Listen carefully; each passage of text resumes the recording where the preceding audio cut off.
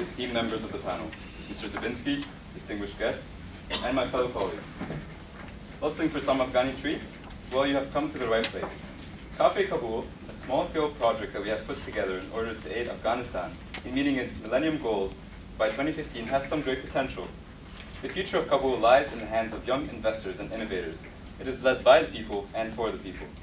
Excuse my enthusiasm as the smell of kebabs has stirred up my excitement. However, before you get to taste some of our exquisite dishes, I would like to introduce you to my colleague Song Young, who will outline the problems that are present in Afghanistan and our potential solutions. Good evening. So, what are the major problems in Afghanistan? The first problem we identified was the poverty cycle. As a matter of fact, Afghanistan is a country which is heavily dependent on the agricultural sector. According to the World Factbook, about 80% of labor force are those local farmers working for the agricultural sector. However, the real problem is that only 20% of GDP comes from that sector. But 80% of whole labor force, yet 20% of GDP. What that really means is that those local farmers are not getting sufficient income. Because they have low incomes, they have low savings, low investments on capitals, low efficiency gains, which lead to low incomes. The cycle continues, and they are trapped by this poverty cycle. The second problem we identified is the depletion of land leading to futureless growth. The local farmers in Afghanistan are harming their lands in the long run or by overusing the fertilizers. Not only these fertilizers destruct and destroy topsoils which are important for the vegetables to grow, they also deplete natural resources such as minerals, hence permanently damaging their lands. The practice of using fertilizers precipitates the depletion of lands, which is a serious problem in environmental sustainability. Now here we proudly present the solution, Cafe Kabul. By the definition, Cafe Kabul is NGO-like, organic Afghani cuisine restaurant. Let me explain how this concept addresses and solve the problems I just mentioned. First, Cafe Kabul will act as the redistributor of income. So Cafe Kabul, as a restaurant, will create this sound supply chain through which the farmers can gain a stable income. Also, with the revenues earned, we'll pay those farmers high incomes. And those high incomes will encourage those farmers to save and invest money, which will eventually break the poverty cycle for once and all. Second, Cafe Kabul will act as the guardian of the environment. Cafe Kabul will teach those local farmers how to grow vegetables using the organic way. We will teach them how to use their lands at their full advantages, both effectively and efficiently. This way, Cafe Kabul will solve the issue of using the fertilizers and also contribute to the environmental sustainability in Afghanistan. Now, my colleague Uday will present specific objectives that Cafe Kabul aims. So, a while back, Mr. Zabinski came up to us with an interesting proposition, which was, how can we create a problem that addresses these Millennium Development Goals?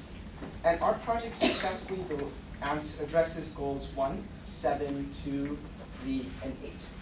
And the first, number 1, is it eradicates poverty and hunger by helping break the poverty cycle of many of these farmers, as well as charging cheap prices within our menus, so it helps people buy and consume food at our low-priced restaurant. Then we have goal number 7, which is increasing ensuring environmental sustainability. And with that, we're trying to teach a large problem in Afghanistan is the topsoil. And part of that is due to the fact that there's improper agricultural farming techniques where farmers use pesticides and they just do not farm correctly. So what our group proposed was we teach these farmers the proper organic and agricultural techniques so that they can use their agriculture properly and we can get the most authentic and well-tasted and tasty goods. Now, then we have our midterm goals, which are achieve universal primary education, as well as promote gender equality. Our cafe will contain it'll have a stage within it, which will be told more about later. And within that stage, there will be NGO speakers. NGO speakers who talk about women empowerment, and education, and 2 of those being Rubia and the the Afghani Women's Association.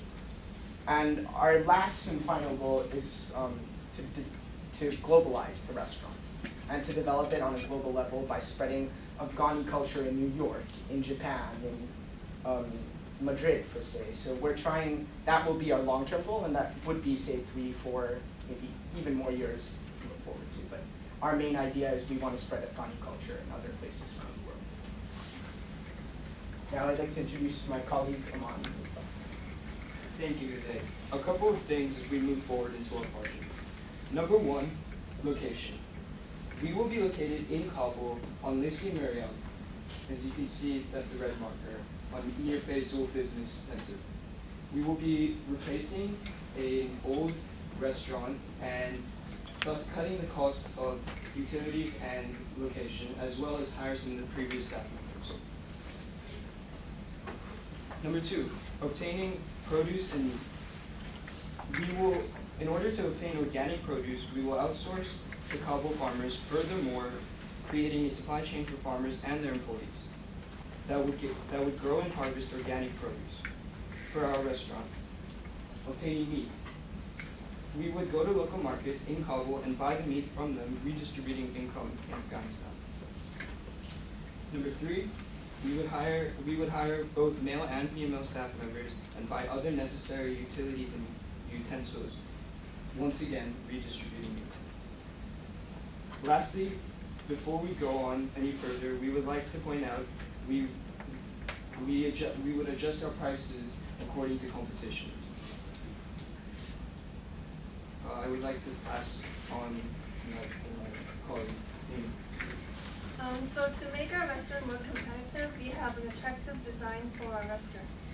First, we have a kitchen with a see-through glass, and this is something very new. And by allowing the people to see what's being done in the kitchen, we're giving them trust that our food is done with fresh ingredients and are clean. We're also planning to have a small stage in the restaurant where some speakers can be invited to speak, as mentioned before. We also have a very attractive logo, as you can see, and it uses specific colors such as green for organic. To advertise our restaurant, we are planning to make a website for our restaurant, but as of now we have a Facebook page where we communicate with our customers, and we also have a design for our name card, which we hope will be printed if we get some financial aid. And we also have membership cards, which will provide the customers with discounts if they come to our restaurant frequently. Now I'll pass on to Roland to speak about the menu. Dear esteemed panel and respected guests, my name is Rowan, and I'm going to talk about the real culture of our food, how it's made, and what it's made of. As you have the copy of the menu in front of you, we can see how it's related to the traditional Afghan cuisine. You might be wondering how we're different. Well, let me tell you, we are the first organic type restaurants coming to Kabul. We boast that our menu is healthy and both nutritional. We want to bring that organic factor in our respected Afghani cuisine and restaurant. This organic factor will be something more attractive than the rest of the traditional Afghani restaurants and cuisines in Kabul, therefore helping us prosper in Kabul. We do have a competitor that is ranked 17th on TripAdvisor.com called Rumi, which has traditional Afghan cuisine, Chinese, and Thai. And there are only really 3 traditional Afghan cuisine restaurants in Kabul, and out of which 2 of them have recently gone out of business. They don't have the factors that we have. We boast our organic ingredients, and so with this, we are bringing 2 specials to our restaurant. It's called the Chai Special. Hopefully we'll be able to have freshly organic tea leaves or coffee powder, and ice cream Kabul, as K-A-B-O-W-L, bowl, Kabul, to get the thing, which will be more attractive to the younger generation as kids. And the older generation. Yeah. And now I'm going to introduce my colleague Carlotta, who's going to talk about the strategies and raising competitiveness in our restaurant.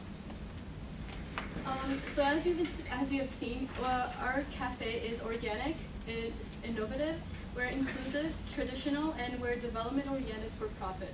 So these are all attributes that will ensure our success, as this is what sets the difference between us and the other existing restaurants in Kabul. I would like now to tell you about 2 other factors that will increase Cafe Kabul's success. In addition to being organic, our food will be HACCP certified, which means that we take an 8-step systematic approach to ensure our food safety, meaning that we serve clean, healthy, and safe food, and thus our meals become more appealing to our customers. Our restaurant will also ensure a sense of community. We are thinking of doing this through the long tables we have in our restaurant, so where clients can interact and talk and discuss about the possible speakers we will have. We'll also be working with some local NGOs and featuring their products in our restaurant.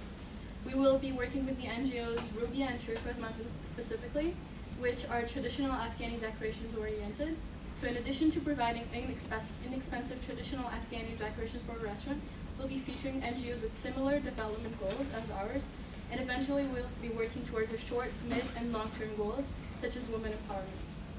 We will also have a donation box dedicated to raise money for these NGOs, so that all the money collected in those boxes will go through these NGOs. Security is also an important factor to ensure a restaurant's success in a city like Kabul, and so my colleague Mine is going to talk about this. Thank you, Carlotta. One of the most essential part of our project is to have an established security. Our goal is to ensure that everyone feels secure when they're dining at our restaurant. We are aware of the possible threats and made sure to do as much as we can while not intimidating anyone else. Since our restaurant is located at a market, one of the first barriers to entering our market to our restaurant is the security in the market itself. To take extra precautions, we have also added a screening right outside of our restaurant. Furthermore, we have full security systems such as CCTV cameras. We will also collaborate with a security company called Saladin, who will provide us with security guards, as we require 2 security guards with 6-hour shift who will be keeping watch during the restaurant hours. Lastly, there will be also a fire escape in the restaurant as well as fire sprinklers in case of a fire. And now, Kanak will talk about the finances. Thank you very much, Manu. Distinguished panelists, Mr. Zabinski, guests, good evening. And seeing as it's almost dinner time, I do not wish to talk about food, as that will aggravate the situation.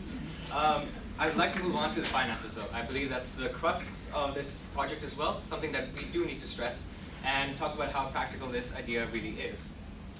First of all, on the screen you see the division of the costs, and these are the costs that a restaurant would need to consider. For example, we have farming and food. Because we are an organic restaurant, farming and food is essential to the costs that we will need to consider. We've also got transportation costs, renting, electricity, utensils, decoration, and so on and so forth, till even security, and a website, in fact. However, some of these costs are one-time costs, as you would have noticed, and others are recurrent costs. And some of these recurrent costs are the cost for food utensils, or for food, and others are salaries as well.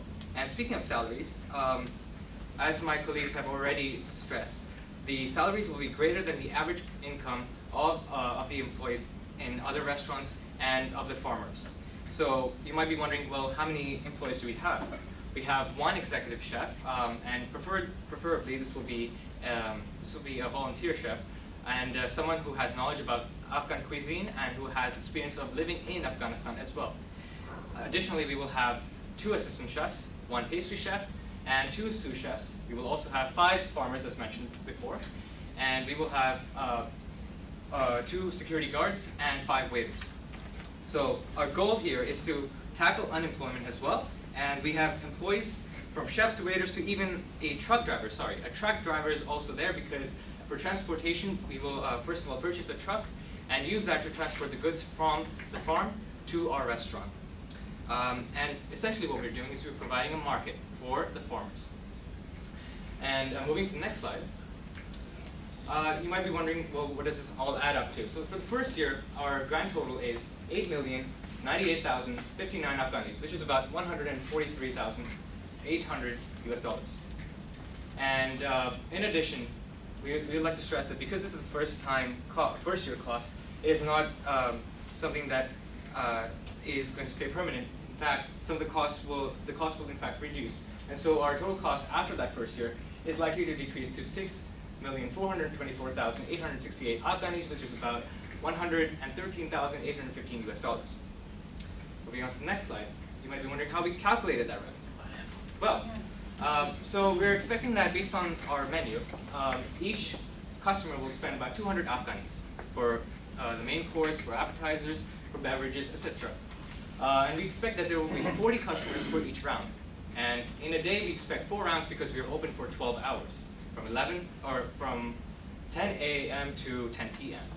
And of course, there are 365 days in a year, so the average expected revenue comes down to 11,680,000 Afghanis, which is about $207,405 US per year. And you would have noted that our revenue is greater than our expected cost for the first year. And that leads me to the next point, moving to the next slide, that are, as you can see above, that is the long run average cost, and the short run costs are also included on the graph. And you can see that initially we will have a greater cost than our revenue. However, over time, our revenue is likely to cross the long run average cost and exceed that mark. And you can see the break-even point is in fact at 1 year. And we expect that within that 1 year, we will cover our costs. Furthermore, unfortunately, there is no data about our competitors because, in fact, there is no fine dining restaurant or any restaurant that has published its data. However, we can say for sure that according to an IMF representative, Ms. Jaffrin, that there is certainly a market for our restaurant, and we believe that factors such as publicity, supplies, consumption, and nationalism will affect our sales. And nationalism is very important in this case because this is a restaurant by the people, for the people. So we believe that our restaurant is unique in this way because, sure, we are coming in from the outside, but this is a restaurant that is pitching to the people of Afghanistan, and we want to make it their restaurant, not ours. Now I'd like to yield the floor to Mustafa, who's going to talk about final words of this project and some final details. Thank you, Connor. So you must be wondering how we are planning to reach all the Millennium Goals my colleague Uday has talked about earlier through this project. So we have a structural plan that includes a timeline that addresses short, mid, and long-term impacts we are planning to have on Afghanistan's social and economic status. So our first year, we plan to have one Cafe Kabul in Kabul, and this is our pioneer restaurant. We'll only have one, and this will only have a few farmers that will be working with us. After 3 to 4 years, we'll have, through the midterm as presented over there, we'll have 4 to 5 Cafe Kabuls in Afghanistan, and these will basically help us build a strong reputation and lead on to our long-term, and we'll have more farmers which will help us lead on to our long-term impacts that we are planning to have. So our vision for the future is to globalize Cafe Kabul. By doing so, we are bringing a taste of Afghani culture outside of Afghanistan. And by doing so, we are also increasing our capital that's coming from outside of Afghanistan, and bringing in all this revenue back home to Afghanistan, excluding all the taxes that we are paying at the host country, we'll be helping more and more people by donating a lot of this money to charity and helping Afghanistan's farmers and NGOs. And so, with your help, we believe it could happen. A final note, the Millennium Goals we are going to address through our structural timeline include eradicating poverty and hunger, ensuring environmental sustainability, as my colleagues talked about earlier, by teaching farmers about organic farming techniques, which will reduce negative environmental impacts in the long run, achieving universal primary education, promoting gender equality by employing women, as my colleagues stated before as well, and finally developing a global partnership by globalizing and working with several other restaurants and companies in Afghanistan itself, and NGOs. Thank you for your patience, and we look forward to your insight and interest in our project. And I would like to end by reiterating how Cafe Kabul is an idea by the people and for the people.